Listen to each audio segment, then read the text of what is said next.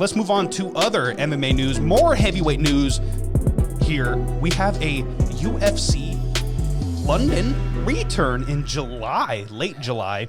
And the main event as of right now is Tom Aspinall versus Curtis Blaydes, another matchup we were calling for after that Curtis Blaydes fight. Yes. Again, guys, you can hear the matchups months before they're made here on the Church of MMA podcast. I absolutely love this matchup. It makes complete and utter sense with how good Tom Aspinall has looked. Curtis Blaydes is on a run as well. This makes sense. One of these guys, whoever wins this fight, is probably getting a number one contender. I mean, yeah, the heavyweight division's stacked and all this and that, and it might be a year or two, but I'm very interested. I'm very interested in this fight because Tom Aspinall's jiu-jitsu, man. It's fantastic. His last fight was submission win in the first round, but then you have the absolute dominance of Curtis Blaydes wrestling, which we didn't even see on display in his last fight, which is brilliant. Striking is getting even better, and you can't even getting better and better. And Tom Aspinall striking as well. It doesn't matter where this fight goes, guys. It's going to be fantastic. Whether it goes down to the ground and we get a 5-round jiu-jitsu match, or they stand and bang. Either man can win the fight. It's a fantastic matchup, and it's one we were calling for. So I'm very excited for that main event. Gun to my head, who am I taking in that fight? Oh, that's so hard. It's hard, but I'm loving some Tom Aspinall, baby. Really? I'm on the hype train right now with Aspinall. Wait a second here, Tabor. I don't know if you knew this, but you are going to Galaxy's Edge, so I think you should say lightsaber or blaster to the head. Okay, lightsaber to the head. Lightsaber to the throat, guys. I'm taking probably Tom Aspinall in that fight. Like, I love his jiu-jitsu. If he can attack from bottom, if Curtis Blaydes gets on top, that's how good his guard is. Will Curtis Blaydes even take him down? He's got fantastic takedown defense as well. Can Tom Aspinall win on the feet? Yes, he can win on the feet as well, but it's heavyweight division. It only takes one. Curtis Blaydes' hands are looking fantastic. His wrestling is always there in his back pocket. I don't know. I'm just super excited. I know. I'm excited to break that down in July. That's going to be a really, really good matchup. So hats off to the UFC making these matchups happen. Thanks for getting the advice here on the Church and then making the fights. Absolutely. Tremendous. And we have a great co-main event that's been set for that card as well. We have Darren Till versus Jack Hermansson.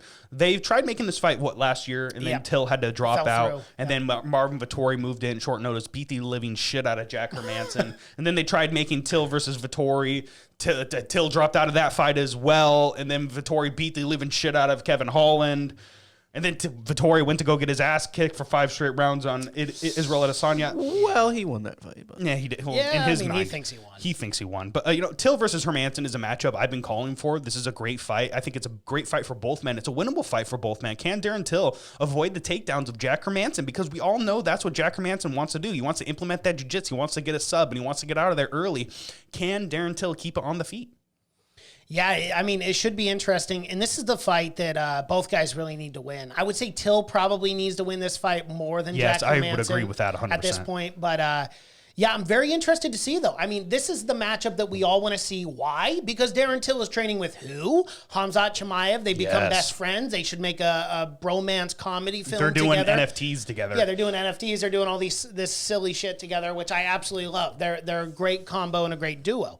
But Hermansson, obviously, with the ground game and the jiu-jitsu and the submissions, this is exactly the matchup that I wanted to see for Darren Till. Let's see how much he's working. Let's see if his cardio is improving. Let's see if his ground game's getting better and his defense.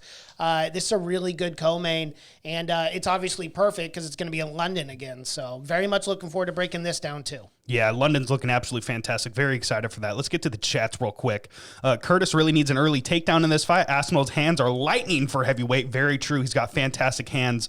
Joseph Blaydes said, should Aspinall be the underdog? Blaydes has never been an underdog in the UFC. Yeah, I would say if I were running this, I would probably go Curtis. That's a pick'em fight, in my opinion. I would probably go Curtis Blaydes about a 135 to a Tom Aspinall plus 115, 120. That's where I would. If I was Vegas in the line, that's how I'd have it. But I'd have Curtis a slight favorite in that. Yeah, Joseph's also asking, do you see Chimaev in the corner of Till? Oh, for sure. Why not? Oh, yeah, absolutely. Till was in Chimaev's corner. Yeah. I see him in his bed. Yeah.